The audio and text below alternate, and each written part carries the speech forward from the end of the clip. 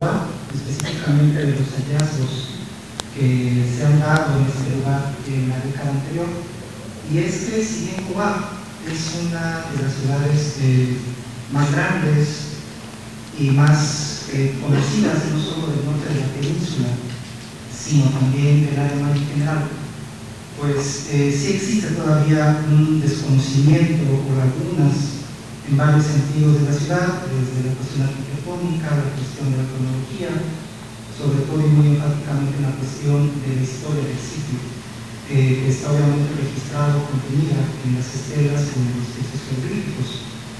Este desconocimiento, en mi opinión, se da básicamente por dos razones. La primera es que Cobá es un sitio muy grande, es decir, aunque es un sitio que ha sido estudiado desde la década de los años 20, los años 30 del siglo pasado, con la Carnegie Institution of Washington,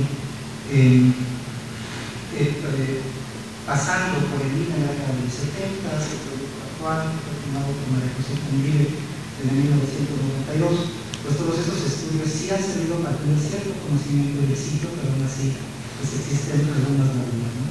Y la segunda cuestión es, además del tamaño inmenso del sitio, lo deteriorado que está el corpus geológico. Actualmente contamos con más de 60 monumentos con restos de estructura.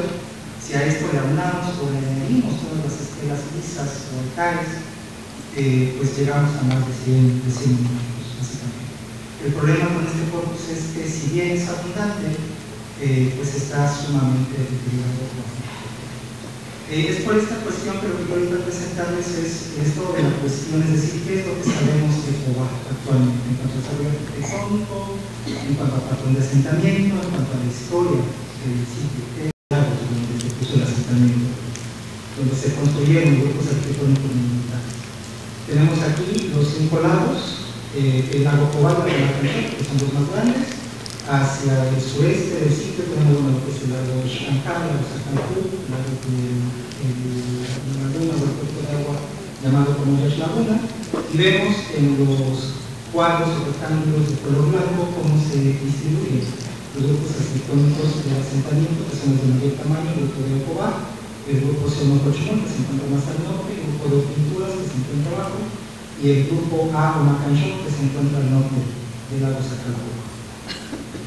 Otra característica importante de Cobá es su sistema de caminos. Es un sistema muy complejo, con saberes muy grandes que comunican a Cobá no solo con conjuntos periféricos, sino también con sitios. Hasta donde yo tengo noticias, esta es la red más compleja de esta red de la que se tiene noticia, asociado obviamente con un sitio arqueológico. Obviamente el que destaca de todos estos es el Sapre 1, que va hacia el poniente, que se dirige hacia el Yoshina, con una longitud de 100 kilómetros. Ahora bien, en esta imagen lo que tenemos es la cobertura del modelo topográfico que hemos hecho en los últimos 10 años dentro del proyecto Cobá. Es el corazón del asentamiento donde se sitúan los grupos monumentales. Y aquí es donde donde me gustaría empezar a hablar sobre cómo fue que se desarrolló el sitio, cuáles son los sectores que se construyeron primero, los que tuvieron el desarrollo arquitectónico más fuerte, y en este caso empezaremos con lo que es el preclásico. Además de la cobertura topográfica que hemos realizado en los últimos años, este trabajo también se apoya mucho en la obra de Fernando Robles, en la secuencia cerámica de Cobá, que sin duda es el texto más importante que tenemos y más rico sobre esta cuestión de la cronología de los grupos arquitectónicos. Lo que nos comenta Fernando es que la primera parte del asentamiento que se construyó fue el sector poniente de lo que es el grupo Cobá. Algunas subestructuras que actualmente no vemos ahorita, pero es aquí donde en los pozos de sondeo se encontró la mayor cantidad de material del clásico temprano, será como el núcleo o el sitio donde tuvo más desarrollo arquitectónico la ciudad de Cobá, y recientemente con pozos de sondeo que nosotros hemos practicado, también aunamos a este mapa o a este sector la parte sur de lo que es el grupo. También aquí practicamos algunos mapas, algunos pozos, a la orilla del lago, donde encontramos material del preclásico tardío. Este sería más o menos el mosaico de cómo estaba, de cuáles son los focos constructivos de Cobá durante este periodo del preclásico tardío. Ahora, ¿qué es lo que pasa con Cobá hacia las afueras? Ya sabemos que el núcleo o la primera parte constructiva se alrededor de los lados, pero ahora bueno, el clásico tardío tiene área de climático, ¿no? Y en este caso también vamos o tomamos información de la secuencia cerámica de Robles y vemos que indica claramente que hay tipos cerámicos que son o que se asocian con el área de la costa oriental y con el área de Belice hacia el sur. Es por esta evidencia que sabemos que Tobar mismo el clásico tuvo cierta interacción con estas dos zonas, aunque lamentablemente ya para la cuestión del registro geográfico pues no contamos con ninguna estela o algún monumento de esta época o alguna cuestión como retrospectiva que nos hable sobre los gobernantes y los jerarcas que hicieron o que construyeron las primeras estructuras de sitio que lograron estos primeros enlaces hacia la costa oriental y hacia el este. Ya dejando lo que es el clásico, entrando al clásico temprano, empezando por el año 300 después de Cristo aproximadamente, lo que tenemos es lo que se encuentra ya terminado prácticamente lo que es el grupo Cobar, tenemos ya también la persona oriental de este gran grupo. Igualmente tenemos lo que es la parte norte ya del grupo D. Esta última parte de la que excavó María José Pondive a principios de siglo y se dio cuenta como que mucho material de sus estructuras y asociados sobre todo a los juegos de pelota, pues correspondía a esta temporalidad del clásico temprano. Igualmente, y en este caso ya retomamos a Antonio Benavides, y sabemos que además de estos grupos arquitectónicos, de estos sectores de juego de pelota, el grupo B también se empezó a construir toda esta enorme red de desarrollo. Y Antonio Benavides lo que hace es dividir en un par de sistemas o en un par de conjuntos. El primer sistema es el sistema Cobar, que es el más temprano, donde tiene todos estos sables, dentro de los cuales sobresale el sable 3, que va a hacia San Pedro, el sable 10, que va hacia el grupo Milpao, el sable 14, que va hacia Nucmul, y el sable 16, que va hacia Ixip. Todos estos caminos conectaban al grupo Cobar con diferentes conjuntos periféricos y con el sitio de Ixip que se encuentra hacia el poniente. Y para el clásico temprano, a las afueras del sitio, pues Cobar está en contacto o amplía más su contacto con la costa oriental. También bueno, se mantiene el contacto con Belice, pero en este momento ya lo que tenemos es una interacción más fuerte con lo que es la zona de Petén, para lo que es el clásico temprano. Y para este momento tenemos las primeras referencias epigráficas sobre gobernantes que aparecen en Cobar y que son pues, los que están haciendo toda esta construcción de grupos de cuentos del clásico temprano y estas vías como de enlace con la costa oriental, Belice y el Petén. Y el primero de ellos es un TikTok. Esta referencia se encuentra en el panel 7 del grupo D, en uno de los cuerpos del juego de pelota. La inscripción se encontró, el panel se encontró en el año 2004, ha sido parcialmente estudiado por David Stuart, ahorita por nosotros, los miembros del proyecto Cobar. En la parte inferior vemos una fotografía de la selva de Reciclable de cuando se encontró el panel. Vemos todavía las piedras reproducidas alrededor de la pieza y un pequeño registro que nosotros hemos hecho que nos permitió ver esta porción de inscripción con este primer tipo, cuyo valor de lectura no resulta muy claro porque tiene que ver con la fundación de los sitios o de las dinastías mayas. Posteriormente tenemos lo que es el tipo de Cobar, el topónimo, y después la acción se encuentra asociada a este gobernante del nombre público. La cronología del panel es un poco complicada, pero sabemos que este evento tuvo lugar aproximadamente para el año 505 después de Cristo aproximadamente, o sea, para el clásico temprano, tenemos la fundación de lo que es el sitio de Cobar registrada como una mención retrospectiva en este panel. Posteriormente, otra de la información que tenemos también muy importante es de la estela 30, que es una estela que se encuentra ubicada en el tercer basamento de la estructura 1, también conocida como Cochón, dentro de este mismo grupo. Vemos en la fotografía el cuarto donde se encuentra esta estela, una estela muy equilibrada, únicamente contamos tal vez con un tercio de la pieza, ni siquiera una mitad. Está muy dañada en la parte lateral y en la parte frontal tenemos apenas los pies del individuo, pero en la parte posterior tenemos todavía restos de una inscripción que se alcanza a ver. Y Y es precisamente en estos restos del texto jeroglífico que se narra la entronización de una señora Calonte. Tenemos aquí el verbo hoy, que nos estrenar, que fue estudiado justamente por Alfonso. Probablemente la expresión Yajahui se estrenó en el señorío. Y después tenemos lo que es la cláusula nominal de este gobernante. Tenemos aquí el lugar Mishi, mujer, señora, y podemos ver parcialmente su nombre como Yopat, con este teónimo. Igualmente vemos que esta gobernante se asocia con el título Calonte, que como bien comentó Alfonso, es un título que se usa desde el periodo clásico y que tiene que ver con este título más alto de mayor rango que podría tener un gobernante maya, que no tenía solo poder sobre un sitio particularmente, sino también sobre una región pues, más allá de lo que es el propio sitio. Además del registro de la entronización, tenemos una fecha de final de periodo en el sistema de cuenta corta. Esta fecha es muy importante porque pudimos saber que el evento se llama con el año 573. Es un evento que tiene que ver con algún movimiento de tierra, probablemente la misma estela 30. Y por este lado igualmente sabemos que la señora, en este caso Xitliopat, debe subir al trono o entronizarse antes, pero en el año 573 después de Cristo.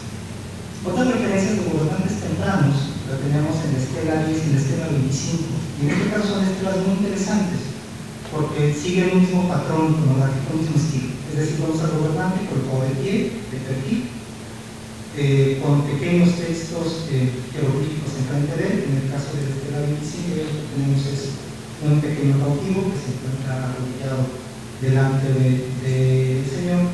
Y en ambos casos, al parecer, las estelas contienen cláusulas nominales o antropónimos de los gobernantes. En este caso, en la estela 10, Daniel Graña hizo, o más bien redibujó el texto y encontró esta referencia que puede verse como Ubá Cachichán, que es la imagen de Cachichán, que obviamente él asocia o piensa que corresponde con el nombre del gobernante que está plasmado en este momento. Posteriormente, en la estela 25, vemos también el nombre del gobernante, en este caso como Ushman, y que porta el título de Calonte. El estilo iconográfico de ambas piezas se ha echado para el clásico temprano desde la época de Thompson, la década de los años 30, y en el caso de la estela 25 es muy particular porque esta estela me la localizó ya Brian desde 1937. Sin embargo, pasó en el olvido décadas. O sea, él la registra y después nadie más la puede encontrar. Allá en Oaxaca, no sé, en el 92, no tiene éxito y nosotros tuvimos que relocalizar la piedra en el año 2014. En el estudio que había hecho Andrews, él dice que es una fecha la que se encuentra contenida en esa parte, pero una vez que nosotros relocalizamos la estela y hacemos el registro, nos damos cuenta que se metió un gobernante que no había sido registrado con anterioridad en ningún otro estela. Y por el estilo entero deben ser gobernantes del clásico. Pasando ya dejando de lado lo que es el clásico temprano, pasamos al clásico tardío, después del año 600 después de Cristo. En este caso tenemos ya el grupo Cobá completamente construido anteriormente y ahora la actividad constructiva se va hacia lo que es el norte del grupo D, como vemos en la diapositiva. Igualmente, el sitio sigue creciendo hacia el extremo norte, con la construcción del grupo Mocochimul, están dos de las obras más portentosas de la arquitectura maya, que son la gran plataforma y Mocochimul.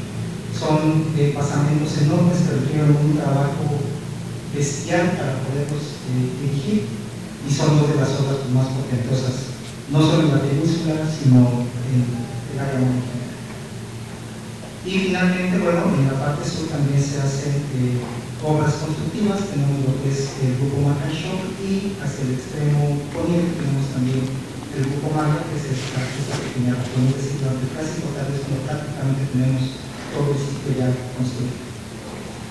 Igualmente, como sucede en el clásico temprano, con los saberes del grupo Cobá, lo que tenemos ahora es el sistema Mocochimul, que Benavides fecha para lo que es el clásico temprano. Dentro de esta red de saques, lo que tenemos es algunos que sobresalen por su tamaño, en este caso el saque 5, que va hacia Tucosh, el saque 6, que va hacia Chamul, el saque 8, que va hacia Tepetán, 15 kilómetros, Y finalmente el SAPE número 1, que va a ser el Shunat, que ya hemos hablado de una longitud de 100 kilómetros, con diferentes así como los más grandes o el más grande que se conoce en el Alemania.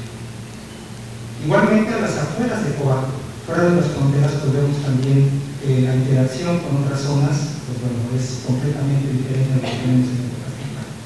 Es la época de mayor apogeo de Cobá, donde tiene muchas más regiones de Cobá. Si habíamos hablado de la costa oriental que dice Petén, ahora se suma la parte central de la península, igualmente lo que es la zona de la Chontalpa, sur de Campeche, sur de Quintana Roo y lo que es el Tepeyac. Entonces vemos un mosaico mucho más rico en lo que es la interacción de Cobá y en la construcción de los grupos arquitectónicos durante el Clásico Tardío. Y es aquí también que tenemos el mayor número de referencias a gobernantes o a jerarcas que fueron los artífices de todos estos contactos y el establecimiento de Cobá durante el Clásico Tardío. El primero de ellos lo encontramos en la Estela 6, que son referencias al trabajo solamente de Benton Emery, de David Stuart, que son los pocos epigrafistas que se han metido con este trabajo de la dinastía local de Cobá. Tenemos aquí la Estela 6, por ejemplo, un pequeño santuario, la estructura 4, el grupo Macanchó, y aquí vemos también el estilo ya clásico que va a ser preponderante durante el Clásico Tardío en Cobá, que es el gobernante de pie, sobre o al lado de pequeños cautivos, todos en un estado mucho menor. Vemos también que los gobernantes tienen grandes barras ceremoniales bicéfalas, que es algo típico en la escultura del Clásico Tardío del lugar.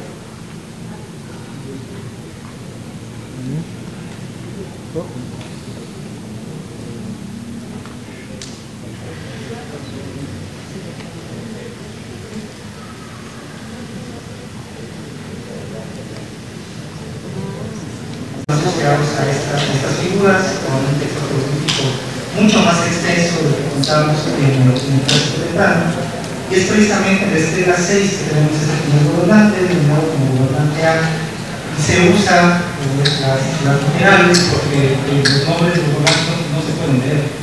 Está tan deteriorado el corpus que no tenemos ni siquiera los nombres de estos gobernantes. El gobernante A parece está plasmado en este momento. Tenemos una fecha de cuenta larga, fechada para el año 623 después de Cristo, y posteriormente lo que es el antropónimo o cláusula nominal de este gobernante, quien como todos los gobernantes en Cobá porta este gran título de pánico. Posteriormente, en el listado de Benton Emery y de Stuart, tenemos al siguiente gobernante, que es el gobernante B. Sin embargo, esto ya se ha modificado debido a uno de los hallazgos los más relevantes del proyecto Cobá, que se dio en el año 2010, y que fue el descubrimiento del fragmento inferior de la Estela 11. Esta estela se sitúa al frente del edificio conocido como la iglesia en el grupo Cobá. Lo vemos aquí en esta fotografía, vemos la estela al pie de esta gran estructura.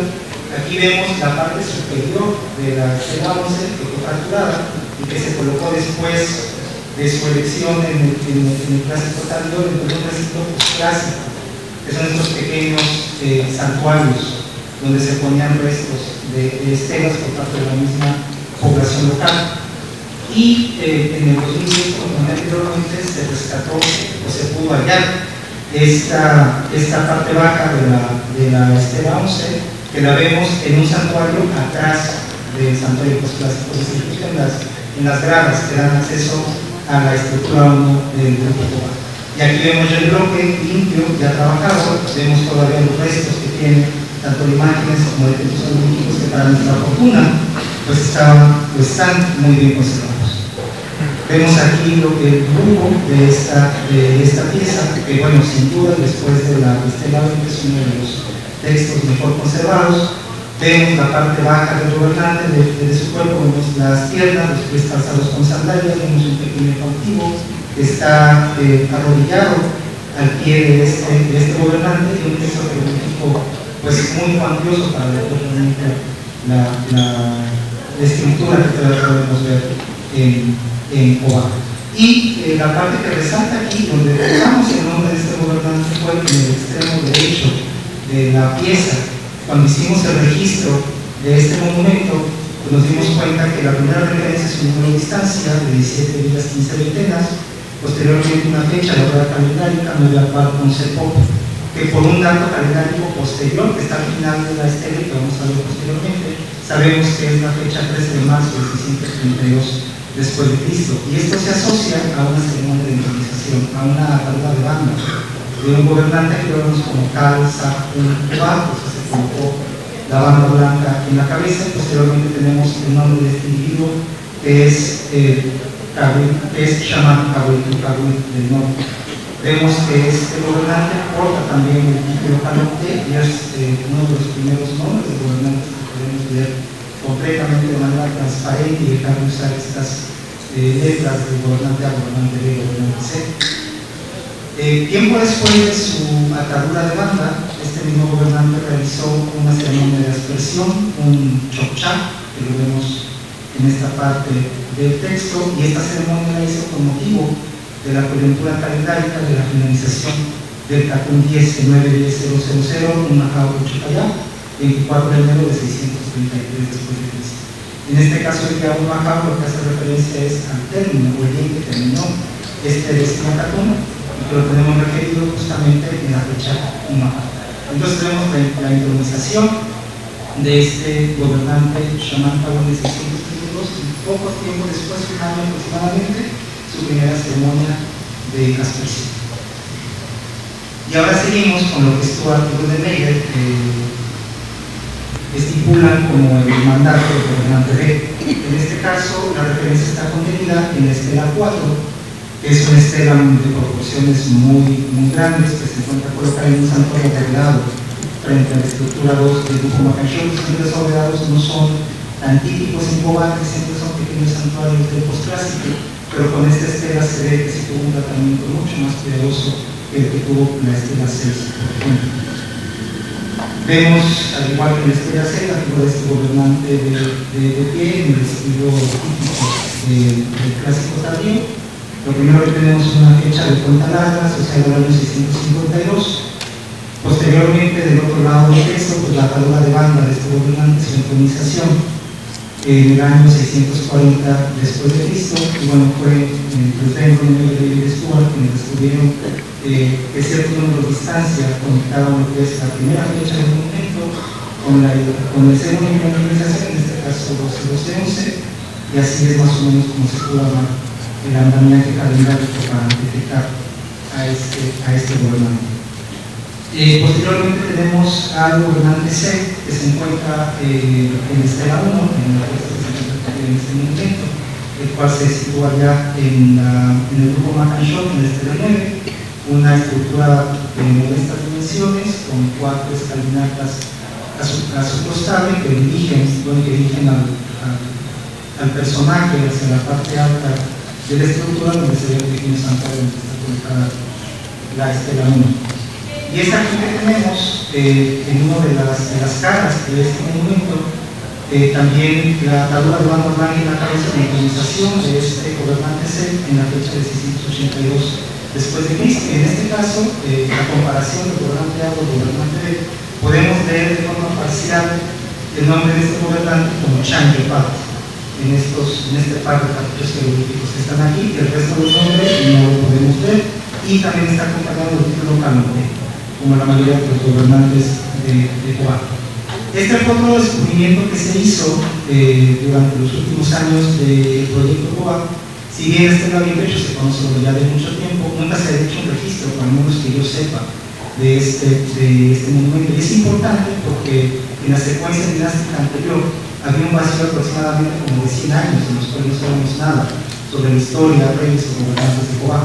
Y esta estela es justamente como una clave en todo este periodo de 100 años de que realmente no sabemos nada, y que se da entre el periodo de gobierno del gobernante C, de 680 aproximadamente, hasta 780 después de Cristo, con la estela 20. Tenemos aquí la estela 28 en el costado sureste de su estela 35 del grupo D, y fue justamente cuando se hizo el dibujo ya de este monumento que pudimos ver pues cómo se componían todos los cartuchos jeroglíficos con lo que nos podría decir sobre la historia de Cobán.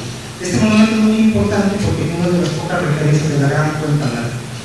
En la mayoría de las descripciones esta fecha aparece abreviada únicamente en distintos periodos calendáricos, pero aquí la tenemos tallada de una forma mucho más grande usando 24 periodos. Hay otros ejemplos también en Cobá, como la estela 1, la estela 5, pero no es un registro que se vea en muchos sitios de la zona maya durante el periodo clásico. Una segunda fecha fue la que nos dio como la clave para detectar a un gobernante más.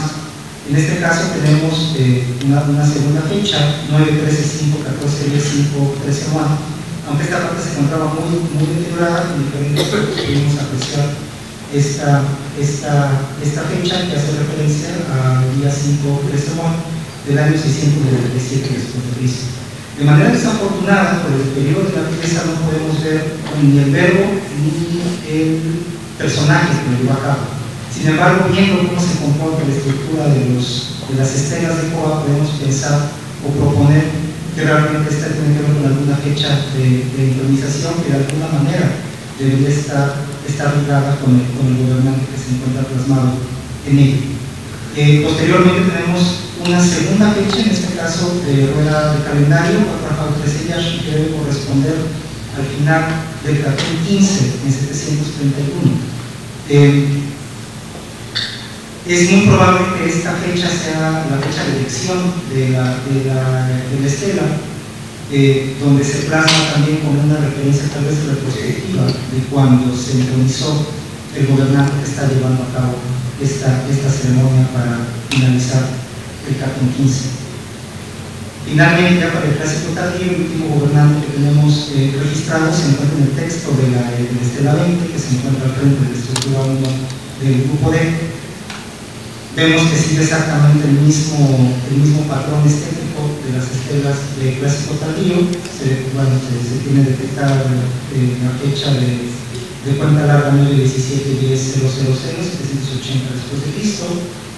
Después, una probable referencia al topónimo del gobernante que mandó erigir este monumento, probablemente como Calontecan Nich, aunque bueno, esto es algo como probable porque el monumento se encuentra muy deteriorado. Y después otra referencia que encontré en el mismo David Stuart, donde se habla de la entronización de este gobernante para el año 773 después de Cristo, unida también por un número de distancia 7-17-15 que conecta la fecha de la cuenta larga inicial con la entronización de este gobernante. Bueno, esta cuestión de ver desde el aspecto arqueológico todas las zonas de contacto que tuvo Cobá durante el clásico tardío, lo que me hizo pensar es que en el registro epigráfico debíamos tener referencias justamente sobre esos contactos. Cobá era un sitio que estaba en bonanza, que tenía contactos en diferentes sitios del área maya, y era evidente que ya sea en el registro local o en el registro foráneo que teníamos que tener alguna referencia de contactos de Cobá con otras zonas. Y en este caso, bueno, hago uso del estudio de Alfonso La Cadena en Nupalá, específicamente en el texto del mural lítico del 422, donde el mismo Alfonso comenta que hay una referencia a la madre de Uquita Leto, que en este caso, y específicamente en este cartucho jeroglífico, se habla de que es una señora de Job, o de un sitio que parcialmente se puede ver como Job. Y en este caso, el epigráfico Nicolás Lube anteriormente ya había vislumbrado que Cobá podría contar con un emblema que se encuentra contenido en la estela 1 y que se puede ver probablemente como Job, es decir, como 5 tierras oscuras, 5 tierras negras, probablemente en referencia a esta tierra negra que se asienta alrededor de los lagos de Cobá, que precisamente son 5. Probablemente de ahí pueda venir el significado de este emblema. Si bien en el ejemplo de Kualán no tenemos esta referencia clara al Job, pues al menos esta parte del numeral 5 podríamos pensar que puede tratarse de Cobá, si en un sitio cercano a Kualán, un sitio de mucha importancia, y como el mismo Alfonso comentó, tendríamos que buscar el linaje de esta señora, la madre de Uquita, entre Kualán o Cobá, porque viene lo que es el mismo Cobá. Esta señora de las referencias para lo que es las tierras altas, las tierras bajas del norte. Otro ejemplo también, en este caso ya también de las tierras bajas, pero hacia el poniente, lo tenemos en Esnado. Igualmente, Nicolás Rubio había hablado ya de este ejemplo, plasmado en Estela 19, y que está fechada para el año 692 después de Cristo. En este caso, lo que nos importa es el pequeño cautivo que se encuentra abatido bajo los pies del gobernante de Ixtlán, el cual, dentro de los pocos libros que se pueden ver, tiene una referencia de A o A, él o A. No sabemos si es un gobernante, no sabemos qué tipo de relación tenía con el asentamiento, pero es muy probable que este cautivo pues, haya sido, que tuviera una afiliación de este sitio de Cobá situado en el noroeste de la península.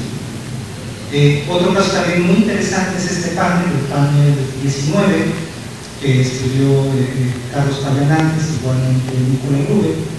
Y este caso es muy curioso porque anteriormente el panel estaba recubierto con una gruesa capa de estuco. Nadie sabía que contenía una imagen. Por la arqueóloga María José Conte se dio cuenta que una de las esquinas tenía como unos pequeños grabados, se decidió quitar toda esta capa de estuco y lo que salió fue este panel. Vemos a un cautivo que está sobre una especie de cartucho querubín, igualmente un rijo de forma rectangular, muy difícil de encontrar en Cobá, es decir, no apuntan este tipo de ejemplos, probablemente de influencia mexicana, del centro de México, no lo sabemos muy bien, pero para el tema que nos interesa ahorita que estamos tocando, la parte relevante es el cautivo y al parecer el topónimo que se encuentra abajo de él. Y este fue el mismo Nicolás quien planteó que el cartucho es un topónimo y que tiene similitud con el sitio de Ushú. Vemos varios dibujos hechos por el Dr. Rube de diferentes estelas de Ushú. Sin embargo, la que más destaca es la variante que se encuentra en el cartucho rojo, que está fechada para el año 692 después de Cristo, y donde vemos que sí hay pues, una similitud muy cercana entre lo que es el grifo de Ushú y el que se encuentra en Cobá. Esto obviamente tendría pues, mucho interés en la cuestión de cómo Cobá estuvo como moviéndose en esta cuestión política, sus alianzas y las guerras que libró con otros sitios que además se encuentran muy lejanos de las tierras bajas del norte, que estamos hablando ya de un sitio que se encuentra pues, en la región de sur de Campeche, sur de Quintana Roo. Bajando aún más hacia ahora hacia lo que es la zona del Petén, en la misma estela 11 tenemos el cautivo que mostré anteriormente, ahora con los cartuchos jeroglíficos que están asociados a él. Y también hay un grifo que tiene mucha similitud con otro topónimo o grifo emblema. En este caso es el sitio de Motul de San José. Me gustaría obviamente que la piedra, el ejemplo del estela 11 fuera más claro. Hay elementos internos que ya no se pueden ver muy bien, pero la estructura en sí es similar a la que muestra el topónimo del emblema del sitio IC, y donde también se podría hacer pues, cierto enlace, además del tipo arqueológico, con los tipos cerámicos que hay en Cobá que son propios de Petén, pues también en el aspecto epigráfico podríamos tener esta referencia de interacción entre lo que es Cobá y el sitio de Motul.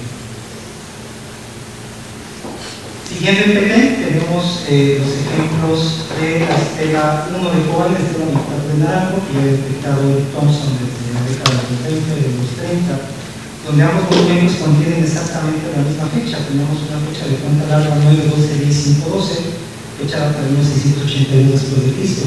En este caso, en el ejemplo de Cobá se hace referencia a la implementación del gobernante C, mientras que en la estela de Naranjo se hace referencia a la llegada de la señora Seiciero, cuando llegó para establecer el linaje en Naranjo. Posteriormente, David Stuart lo que comentó es que obviamente esto no podía ser una coincidencia y que debía haber algún tipo de interacción entre ambas entidades, pero desconocemos cuál pudiera ser esta relación entre ambos eventos. Otro ejemplo más lo tenemos en una placa de piedra verde procedente del entierro 23 de Picar, que al parecer fue, el dibujo es de David Stuart, y la referencia al hallazgo de un probable gobernante de Cobá, hicieron esta ley utilizando un margen. En la placa básicamente lo que dice es que es la piedra de la señora Kabul al parecer, y que esta señora Kabul es una Opul Ajab de Cobá, como se puede ver en el cartucho. Esta referencia a COA pues, es muy parecida a otras que hemos detectado en el corpus interno del sitio, en este caso un ejemplo del panel 4, puedo dibujarlo hace poco tiempo, donde aparece uno de los pocos topónimos de COA y al parecer también se hace referencia en esta placa de Lutero 23 que fue fechada para el año 692 después de Cristo. Ahora bien, hasta aquí es donde llegan las referencias que yo conozco, al menos externas de COA, pero al menos sí tenemos ya una idea más clara de que además de la cuestión arqueológica también el registro epigráfico nos está dando ciertas señales de cómo se pudo mover la dinastía de COA por los diferentes lugares de la Maya. En este mapa lo que vemos es cómo COA todavía para el año 800 después de Cristo tiene cierta influencia en la península.